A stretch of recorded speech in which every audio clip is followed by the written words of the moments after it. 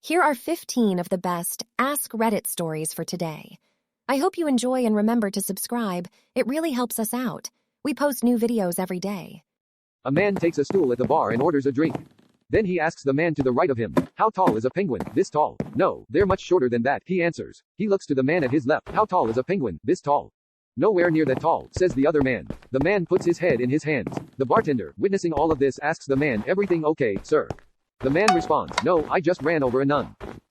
Adults are children with money. Shower thoughts. Because people only cook meat to carbon by accident, a steak burnt solid is the rarest steak of all. As an adult, we replace 8 hours of fun with 8 hours of work. Toothpaste is an enigma. A new tube runs out fast. A nearly empty tube lasts forever. Walking around with your belt unbuckled is considered weird, but if you remove it completely, it makes it fine again. A keen hunter takes his wife deer hunting for the first time in her life.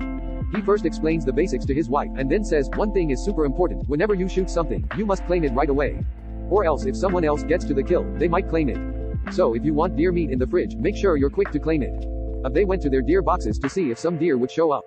In a matter of minutes, the hunter hears his wife's gun. He wants to make sure she claims her kill like he's told her, so off he goes to investigate.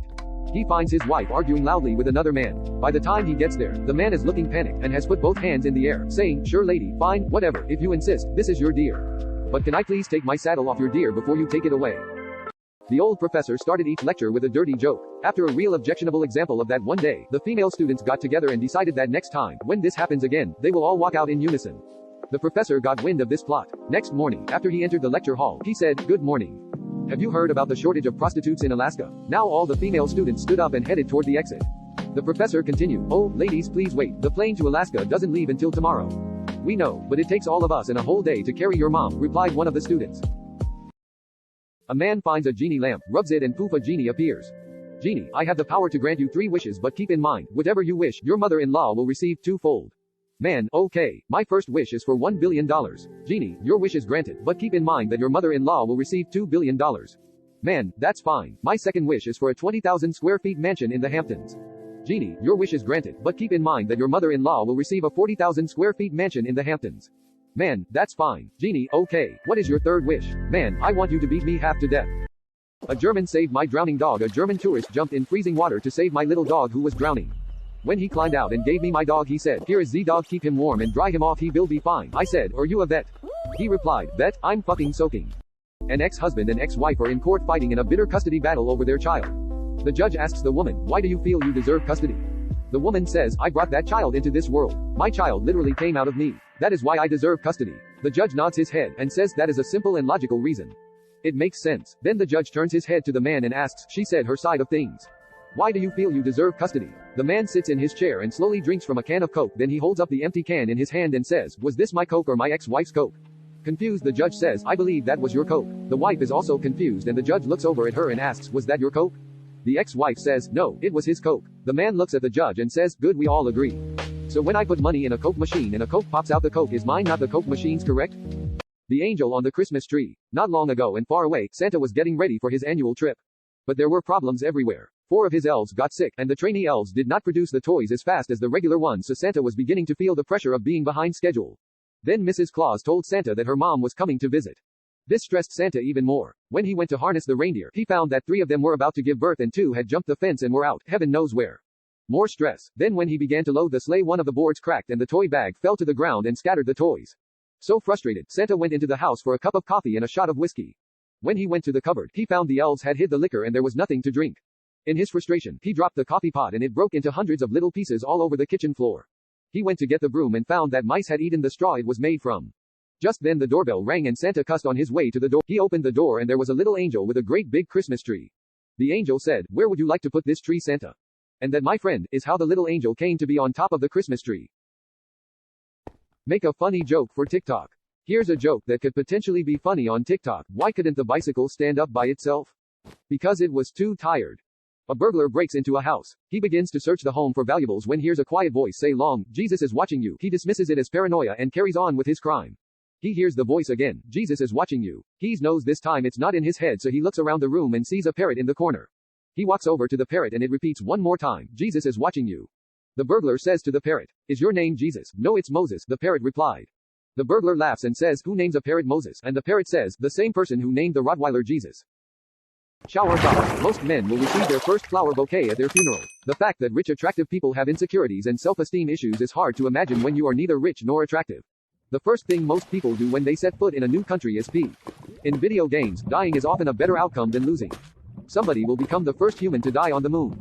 Hooters. Two men grow up together as friends. After college, one moves to Ohio and the other moves to Colorado. They agree to meet every 10 years in Florida to play some golf and catch up with each other. At age 35 they meet, finish their round of golf, and head for lunch. One asks, where do you want to go? The other replies, Hooters. Why Hooters? They have waitresses with beautiful bosoms, tight shorts, and pretty legs. Sounds great. At age 45, they meet and play some golf once again. Where would you like to go for lunch? Hooters. Again. Why? They have ice-cold beer, large televisions, and side action on the sports. Okay. At 55, they meet and play yet again. So where do you want to go for lunch? Hooters. Why? The food is pretty decent, and there's lots of parking spots. Alright. At age 65, they meet again. After a round of golf, one says, where should we go for lunch? Hooters. Why? Wings are only half price, and the food isn't very spicy. Good choice. At 75, they meet once again. Where should we head for lunch? Hooters. Why? They have lots of handicap parking spaces, as well as senior discounts. Alright. At age 85, they meet and play again. Where should we go for lunch? Hooters. Why? Because we have never been there before. Okay. Shower thoughts. When you're a kid, you don't realize you're also watching your mom and dad grow up. If elevators hadn't been invented, all the CEOs and important people would have their offices on the first floor as a sign of status. And the entry-level employees would be up on the 80th floor. During a nuclear explosion, there is a certain distance of the radius where all the frozen supermarket pizzas are cooked to perfection. We do not check the refrigerator multiple times to find new food. We check to see if our standards have dropped enough to eat what was available. My wife minored in psychology. She's always using all her amateur psychology when we argue. When I fired the pool boy, she said, well, you know, you're only firing him because he's so young and good looking, and you feel threatened and insecure, because it reminds you of your own mortality, and you're projecting all these insecurities onto someone else in a very passive-aggressive way, because these feelings are just too traumatic for you to deal with. I said, honey, we don't have a pool. A mathematician and an engineer play a game to get laid. At the other end of this room, the game master points out, is a beautiful, young, naked, consenting woman. If you reach her, she will fulfill any and all of your fantasies.